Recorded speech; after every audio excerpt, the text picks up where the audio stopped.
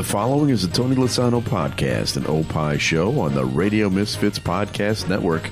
This is Free Kicks. Very exciting Champions League final. Yes, you gotta say. Mm-hmm. Goes all the way to penalty kicks. And it didn't work out for Arsenal, but let's play what Mikel Arteta said about why Gabriel took that final penalty kick. Gabriel, obviously, unfortunately, to miss the fifth penalty. So how did he end up number 5? He wanted to take number 5. Obviously, we have prepared and trained this moment. Normally, the penalty takers will be Bukayo, will be Martin, it will be Kai for sure. And we knew that if we go to extra time and penalties, the penalty takers will be different players. Still with the quality when you got reps, take penalties in training, he doesn't miss any. But then you have to do it in this moment. We've been unfortunate not to have the same precision and efficiency that they had, and that's the reason that we haven't won it. And that's a tough way for it to go down. But we'll talk about that. We'll talk about other stuff because it is time for Free Kicks. And now, Free Kicks. Free Kicks with Illinois Youth Soccer Association's Director of Coaching, Adam Howarth, and Rick Kemper. So I must admit, I was not rooting for Arsenal. Wow. I thought I was going to be rooting for Arsenal. Mm-hmm. And you know how sometimes your emotions just take you in a different direction? Yeah. I couldn't do it. I tried. But then after the game was over, I felt sorry for Arsenal. Okay. So I'm an emotional mess. I'm an emotional mess. I was very neutral, to be fair. I mean, I didn't want them to win, but if they did win, it was okay, if that makes any sense. But the I guess the only thing for me is now I can always continue to say, just like all Chelsea fans, we're the only team in London that's won the Champions League. So that's the nice thing, and I think a lot of Chelsea fans are happy about that Arsenal didn't win. And again, always the bridesmaid. Well done, Arsenal. Yes. So let's talk about the game itself, though, because Arsenal played well. In fact, they were very defensive. If you watch the game, they had 11 guys on their own side of the field virtually the whole game. They were parking the bus. But it was working. They scored a lucky goal early on. Kai Havertz with a goal, and then they held on for the whole first half. Second half, they tied it up with a penalty kick. Yeah, they definitely were in a shell. They were definitely defensively minded. And again, I think that's probably where Arsenal needs to be now. They have to kind of rethink their squad for next year. They've obviously got it defensively sound. I mean, fantastic, great, no problems. Gabriel, even though struggled at the end for the penalty miss, he was arguably the best player on the field. He was defensively phenomenal. But again, now they've got to up the ante in terms of their attack, right? So that's going to be the thing. So now, if they want to get to the next level, they've got to control the ball more. Yeah. That's where they've got to be. That's going to make you European champions. That's what PSG is. Well, I think in fairness to them, they did have some injuries throughout the season. Like Odegaard is an important part of holding on to the ball because he's the man that makes it work. He was hurt on and off all year. Kai Havertz was hurt most of the year, and he is an important part of putting in goals up top. Yep, and he scored one, Yeah, and Marino was very good at the beginning of the season, playing that number 9. So those guys were really not part of the mix towards the end of the year when they started sliding. Yeah. So I don't know how much they need to do. I mean, it'd be great to get a good striker. Yeah, I mean, Gyökeres was good, but, remarkably, he didn't start the final, and that was a bit surprising. True. Maybe that was a philosophy that he wanted to put in terms of, again, that was the defensive shape that they had, and so maybe that was the sacrifice he had. But I think a lot of the Arsenal fans were saying, we need to have a go at him. We're in the final. Let's try and do it. But you can see it both ways. Well, I think in fairness, if they had tried, they would have gotten killed. Possibly. Because PSG is great. Yeah, they're good. Yeah, there's no question. I mean, the attack that they have, especially on the outside in Kvaratskhelia and Dewey and Dembele. I mean, their front three is phenomenal. It is. It really, really is. And then they control the midfield with Vitinha. I think he's going to have a really good World Cup. Yep. I think he's going to be a player to watch. They're the team. They're the team, and now they've won it back to back. I know, which very rarely happens if your name is not Real Madrid. Right. But yeah, so congratulations to PSG. Yep. And you can see that team is mostly French players. Mm-hmm. You can see what's coming for us in the World Cup. We're going to get to that in a little bit here. Mm-hmm. But let's talk about the other changes that have happened in the Premier League. A couple of big moments. Arne Slot sacked. Yeah. At Liverpool. Areola from Bournemouth is probably going to be his replacement. Thank you. Yeah. He's a pretty good coach. I mean, I guess my question to you is, what do you think of that? As a Liverpool fan? I think it's great. I mean, he took Bournemouth, to the Champions, or actually to the Europa League. Yeah. They had no money. Mm-hmm. He's good with the young players. We need to get some young players in and develop. We got a couple of young guys that we're going to put in the back next year. We're going to need to have someone teach them how to do it. That's kind of his specialty. Yep, exactly. Well, I think what they want, and I think I heard a few of the older Liverpool players, Mark Lawrenson and Phil Thompson, talking about they want heavy rock back. They want heavy rock football, where it's Liverpool's in their face, and that wasn't happening this past year with Slot. It was there was very much tiki-taka. Let's try and play out of the back, and we'll get there eventually. Yeah. And they were still giving up a ton of goals. Yeah, exactly. So I mean, you lost the excitement, and you were still giving up the goals. Right, exactly. And even players came out and said that they didn't like the way they were playing with Mo Salah, obviously, and others coming in, and obviously there's some changes there. But I think Areola, like you said, has a history of creating young players better. Yeah. Making them better, and now what they're going to end up doing is they're going to be in their face again. So I think he's going to bring that back more so than even Xabi Alonso, who was obviously another player, another coach they were looking at. Obviously, he went to Chelsea, but I think Areola, if he gets the job, it's going to be a really good move for Liverpool. And he is an aggressive coach, too. Yes, for sure. And he's going to have better players, too. Yeah, he is, for sure. Mm-hmm. All right, so then there's another one that we just heard about. We're taping here on Tuesday. Marco Silva may be leaving Fulham, which is kind of a surprise to both of us. Yeah, like I said, I walked in today and we just chatted about it, and it looks like he's heading to Benfica. He's in a beautiful part of London, especially now in the summer. It's a great place to be. But for him to go to Lisbon, I can certainly see the attraction. The weather is fantastic 24/7, so I could see that. But, you always think giving up the Premier League, that's got to be tough because, we're not watching the Portuguese league, no offense. No. But, but with Benfica, he'll still be in the Champions League. Yes. But yeah, I agree with you. I mean, he was building something there at Fulham. Mm-hmm. And, they were still mid-table, and they weren't really devoting a ton of money to the club. But he was in London, like you said. Yeah. In the best league in the world. Yeah, exactly. Maybe there's something part to that. Again, lifestyle, also the level of play, Champions League. Really hasn't coached in the Champions League before, so that's going to be another jump for him. True. So I think, that could be very positive. And he is Spanish also. Yeah, exactly. Maybe the London weather does not appeal to him. That's true. It's possible. Mm-hmm. Then there's one other thing I wanted to mention before we get to our World Cup fever here, and that is James Milner has officially retired. 658 games he played amazing, isn't it? In the Premier League. Jordan Henderson is the closest to him. He's got 463 games.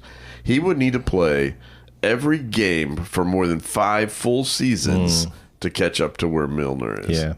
Amazing. What a career. Amazing. I remember watching him play as a 16-year-old for Leeds when he came on as a substitute. Tremendous career. Played at a bunch of clubs. Has won some titles. You can definitely leave the game saying he's given everything he's got. So that's for sure. Yeah, it's pretty amazing. So, we're about to get some World Cup fever here. This weekend, we're going to be seeing USA versus Germany. Yeah. Maybe I should save that for later. Should we save it for later? We can save it for later. Yeah. Because it's time for this.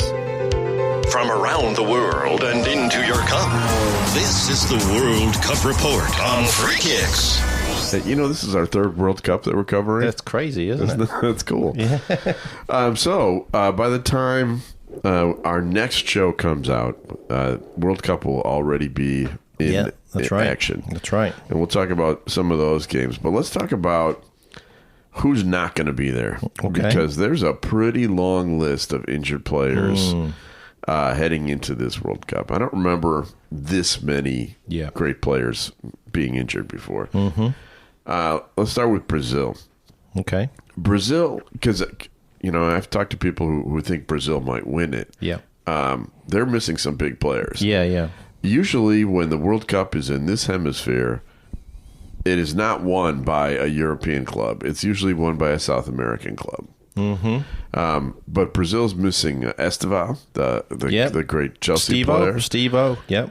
Rodrigo is out, torn ACL. He's not playing for sure. Mm-hmm. Neymar is on the roster, but he's injured. He's got a calf injury and was kind of an afterthought to even be put on the roster this year. You think Brazil is still one of the teams to look out for? I think they're in that next tier. I'm still shocked that João Pedro from Chelsea didn't make it. I know. That's still a bit of a surprise to me, and especially with some of these injuries of these players that you would have thought he might have snuck in.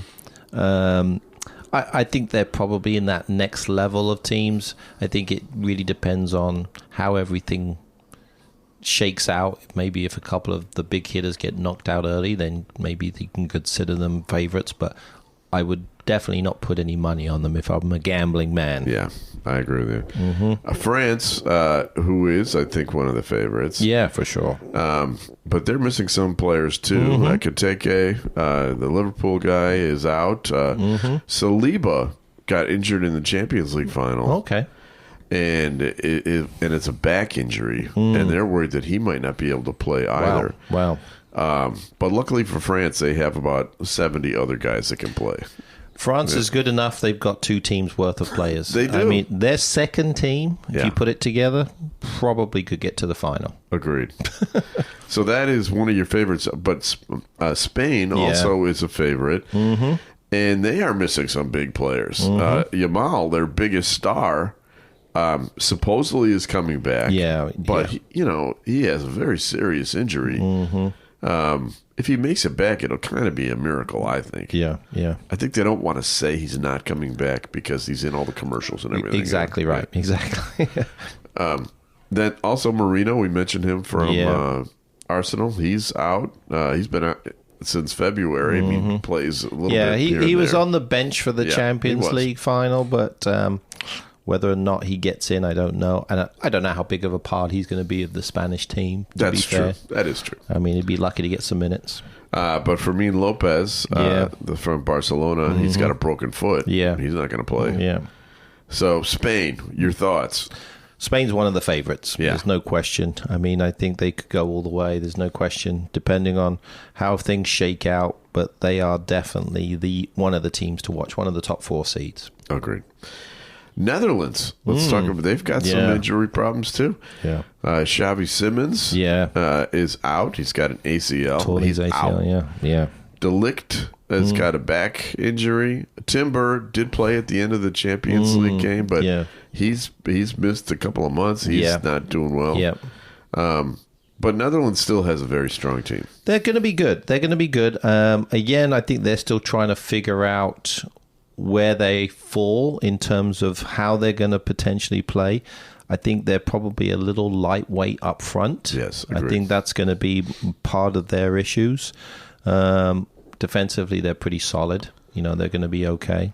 But I don't know. Again, they probably fall into that Brazil category. Yeah, in that second group. Yeah. We were looking at the Germany roster. Yeah. Gnabry is out. He's going to be missing the World Cup. Musiala, who's their most exciting player, is back. But is just coming off an injury and a broken leg. So that's not something you just snap back from. Literally. Right, exactly. Yeah, sadly, I know too much about that subject. But he's probably their star. We looked at the list of their forwards, and wow, not very good. They do have Kai Havertz, but if you're counting on a Voltemade on your World Cup team, I think you're in trouble. Yeah, it's not looking great in terms of it. I mean, I think Kai Havertz is going to be the main guy there. You've got Musiala, obviously, Sane as well. He's kind of a winger. He's in and out, whatever. Voltemade, I think he's going to be more of a player that comes in as a sub. Agreed. But yeah, I mean, I look at him. Midfield's good. You got Florian Wirtz. You got Musiala. Those are Pascal Gross. Those are great players. Kimmich, absolutely. All good players. I don't think you're going to have any problems in the midfield. And defensively, you've always been very strong. Right. The Germans there. And Manuel Neuer in goal isn't bad either. I know. So, whether or not you can score goals is going to be the question. That is correct. Let's talk about Japan. So anyway, Germany, second tier. Yeah, definitely. Second tier for sure. Japan is missing Endo, ankle ligaments, and Mitoma, hamstring. Yeah, that's a big loss. Mitoma, it is, because he's played so much in the Premier League for Brighton. Certainly one of Brighton's best players. Yeah. He is going to be a big loss, but they've got a good team. They do, but they are missing a couple of big players. The USA, not. Don't have too many injuries, although Chris Richards has the ankle ligaments. We talked about that last week. They say he's going to be okay. We'll see. Johnny Cardoza from... he's out, from playing in Spain. He's got a bad ankle injury, so he's not going to be there. But other than that, I think, we're fairly okay. Yeah, I mean, we were I certainly was very excited after the victory this past weekend. How about that game? Against a good Senegal team. Yeah. Senegal beaten England at Wembley not too long ago. So it's they're the African champs. Exactly. Well, asterisk. But, but I think when US has all their players in, they definitely can compete with anyone. Agreed. There's no question. Tyler Adams is massive for them. Yeah. He's absolutely massive. And he's healthy. Played. Pulisic was good. You can see he's got some fire there. And the strikers-wise, they've got Balogun from Monaco. And Pepe. Balogun had a great year in Monaco. Yeah, exactly. And Pepe from PSV is very highly regarded. And even Haji Wright from Coventry City, who just got promoted, was their leading scorer. Yeah, that's right. So he's not... He didn't play this past weekend. We might see him, again this next weekend in the next friendly. But I like the pieces. I'm still worried about goalkeeper, and I'm still worried about the defense. Yeah, me too. But midfield forwards are good. We'll talk a little more about USA at the end here. But Argentina has some injuries too. And they, like for instance, Romero has got a knee. Yeah.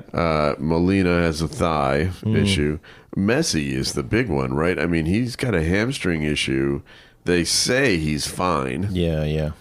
But they took him out in mid-game, and he limped off the field. Right. Looked bad. Yeah, I agree. And then the news came out this other day that Martinez, the goalie, has a broken finger. Ooh. He's going to play with a broken finger. Interesting. I mean, they could tape it up pretty well these days in terms of how it probably make some special glove where the two fingers are stuck together. But a goalie, you kind of need that, right? That's kind the thing. Important. Yeah, so they're considered one of the favorites. They are the defending champions. Yeah, no question. Yeah, definitely one of the top four. No question. Especially when you've got Messi coming back. You know what he can do. Yeah. But they've got some players. There's no question. All right, so that's kind of a preview. A couple of other quick ones. Canada. Yeah. Davies has got the hamstring. Yeah. He's kind of the most important player on that team. I agree. So hopefully he can get better. Croatia, Modric has a broken face. He broke his cheek. Yeah. But they're saying he's going to play. He'll put one of those wacky masks on and look like something out of a Batman movie. Yeah. How old is he? 45? He's 68. 68 years old. I mean, it's amazing. Every World Cup turns around and he's there. It's true. And Croatia have been very solid. It was a few World Cups ago they got to the final, right? They did. That's the thing. They beat England in the semi-finals, and it's just, oh my goodness, it's just unbelievable that they still find a way to be there. And they're in the same group as England, but we'll see if they can, be able to at least accomplish what they've done before. But these players are a lot older now. I'd say the odds are not great, but we'll see. We'll see. Yeah. All right, we'll save the other World Cup matches that are coming because there's going to be a few before our next show. Yeah. For your TV tip later. Mm-hmm. But let me give you the stat of the week. All right, good. All right. Let's do it. Here's which team in World Cup history has lost the most games? And they've lost 28 matches. Wow. In the World Cup. I guess that's the thing. You have to be good enough to qualify. Correct, yes. But then bad enough to lose. Right. My initial thoughts goes to Scotland, but they haven't qualified enough times. No. Same thing with some of the other countries. I would say probably... it's a tough one.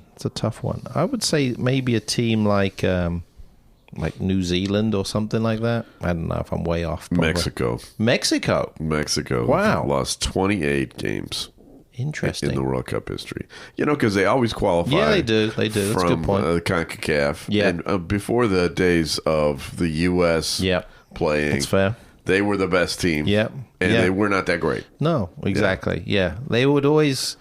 They'd always get maybe to the second round, but then they'd lose. And they'd lose one during the group play. Yeah. I talked to a fourth grade class yesterday for one of my writing projects. Okay. And there was a kid wearing a Mexico jersey. And I said to him, so, what do you think? He goes, we're winning it all. I said... Kid,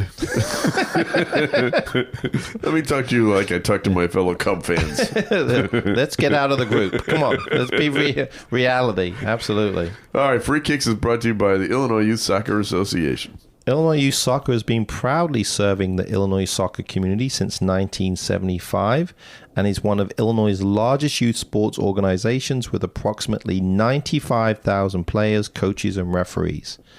Illinois Youth Soccer is a non-profit corporation, official state association, and charter member of the U.S. Soccer Federation, administers U.S. Soccer Federation coaching programs, the Olympic Development Program, and U.S. Soccer Federation referee programs. For more information, go to illinoisyouthsoccer.org. And now, the latest Chicago area soccer news. Soccer news with Coach Adam. Coach Adam. Okay. Yeah. You teased some information for us last week. Oh, what was that? Like state champions. Oh, state champ. Yeah. Well, we're still waiting, so okay. It won't be. Yeah, it won't be for next week because when you caught me off guard there. You had a look in your eye like, oh my God, what's he talking about? We have the finals this weekend. Okay. So the finals are this weekend. But I was going to talk about it. So we will. So next week. Next week, yes. So we were off this week. No games. Right. Give the players a chance to regroup. Finals this weekend, Saturday, Sunday, up in Rockford.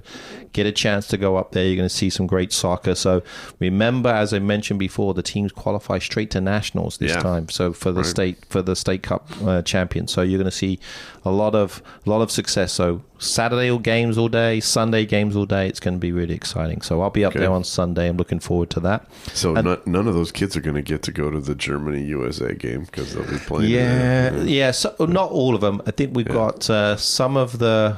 Looking at the schedule, I think a lot of the female games are going to be on the Saturday. Okay. Not that it just worked out that way. And I don't think, we had this set up a year ago. So we couldn't do it. Yeah, exactly. When it's funny you say that because a couple of people say, we wanted to go to the game. I'm like, I know. It is what it is. Tough luck. Yeah, it's tough. It's one of those things. But yeah, so we've got that. And then for us, within Illinois Youth Soccer, our ODP program, we're getting prepped for the following 2 weeks from now. We've got a nice sub-regional in St. Louis. So we're going to be going down there. We're going to be bringing 23 teams. So we're excited for that. We'll do some training beforehand to prepare ourselves, but we've always done very well. All of our younger teams are going to be there, as well as some of our older teams as well. We have a little less numbers in the older teams, but the younger teams have always been really, really good. So we're excited for that. And then if people get a chance to check out our listings, a bunch of courses available for those coaches that need to get their licenses in preparation for the fall season. So more are going to be coming out as well. Okay. Time now to guess the Premier League star. Okay, so... Do we have to change this to World Cup star for the next few? Well, if you're a Premier League star, you're a World Cup star too. Because let's face it. That's true. Yeah. That's a good point. In fact, this one will be playing in the World Cup. Okay, that's good. That's good. He's 28 years old. Okay. So he's like right at the height of his stardom. Right. He's playing for his first and only Premier League club. Has 192 appearances for them. Okay. And he's won a couple of trophies in those years. Did he win 2 trophies this year? I don't know. Did he win any trophies this year? He won at least one. Okay. He won at least one this year. Okay. And as I mentioned, he's playing in the World Cup. Yeah. He has played professionally in other countries before coming. Okay, gotcha. He played in France. He played in Croatia. And he played in Brazil. And he's going to be on one of those World Cup teams. Okay. All right. So, did he win the league this year? Yes, he did. So, he's playing for the Arsenal, Croatia. He played in Croatia. That's for one game. For one game. On loan. I mean, my thought goes straight to Gabriel. Well, what a good guess that is. There you go. There you go. Yes, very good. Gabriel, who is always going to be haunted by that missed penalty kick. I know. But is one of the best players. The ironic thing, I was looking at this earlier. Arsenal was not called for a single penalty kick all year. Did you know that? No, I didn't know that. Really? That's interesting. I mean, against them. Yeah. And then they showed the highlights of Gabriel taking guys down in the box. He probably took 10 guys down in the box where he should have gotten penalty kicks. I know. So it was kind of one of those, kismet situations where it all kind of caught up to him. Right. Well, it's funny. I was looking at the roster here. There's Gabriel. So he goes by Gabriel, but then you've also got Gabriel Jesus. Right. You got Gabriel Martinelli. I'm trying to think if there's any more Gabriels. I mean, it's like an interesting locker room with all these Gabriels. Yeah. But it's just kind of funny how it was, because his last name is Margalhalis. Yeah, I didn't even want to. Didn't even want to try and announce that. But an interesting player, and like I mentioned earlier, was absolutely a tower of strength, and will definitely be needed a lot in the World Cup for Brazil. And really was the key to transforming Arsenal into a team that fights for the title every year. He's their Van Dijk, right? Is. He's basically the player that's helped transform the defense into that group, and then he's obviously had Saliba next to him, who's been really being good. He's going to be a tower strength for the French World Cup team. So I think he's definitely one of the top ones for sure. Now time for Adam's Weekend Soccer TV Tip. There's really only one game, right? Yeah, I mean, there's a lot of friendlies. Yeah. There's a lot of friendlies, but probably it's close to our heart because it's here in Chicago. Yes. And not only will it be on TV, True TV, I believe it is, plus Peacock in Spanish, we're going to be at the game. Yeah. It's in Chicago. Yeah. Soldier Field. I'm excited. USA versus Germany. I can't decide what jersey to wear. You may have to do that half and half thing where you kind of do a cut and half situation. I might have to. Yeah, it'll be kind of cool. But I'm excited. So it's a 1:30 kickoff. So in the afternoon at Soldier Field, should be fairly, It'll be warm, but not terribly warm. Right. 70s probably, I think, is what I saw temperature-wise. Yeah, we're going to tailgate, too. Going to do a little tailgating, absolutely, on the south side there, in the deck. That'll be cool. Can't wait. Yeah, I have a few German beers and a few American beers. I'll bring my Budweiser. Okay. All right. Well, I've been rooting for the German national team since 1974. I grew up in Germany, and yet I'm an American. Of course. And I am a champion of this soccer transformation in America. Yeah. I've been a part of soccer my whole life, in America, too. So I really don't know who to root for. But it'll just be my emotions. We'll just see how it goes. Yeah. I suspect I'm going to be rooting for the United States. Of course. You have to be. So, yeah. You faced this with England, U.S. Yes, I do. I do have that. I'm always going to root for the United States unless they're playing for England. Right. And so this is a similar situation. It's a similar situation for you and for a lot of your friends too within Green White within the club. So they're having to deal with that. So it's a tough one, but I think I'll be wearing my US jersey. We'll be good to go. And of course, Free Kicks is brought to you by Green White Soccer Club. Perfect. We're having our 70th. Yeah, I've heard that. Thanks for the picture, by the way, on the the internet. I look like I was 10 years old. Yes, it was like 10, 15 years ago.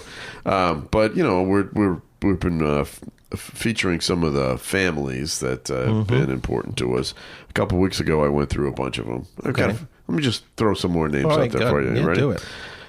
Meyer, Melcher, Meschbach, Metzinger. You can see they all sound a little German. Yeah. Mokran, Munt, Nemitz, Pastorelli, Ritter, Salatino, Samuelson, Schlenhart, Schmaltz, Schneider, Snow, Spate, Spies, Stadler, Sudo, Trudy, Valentini, Walker, Welk, Weinberg, Wenson, Willer, and Wolf.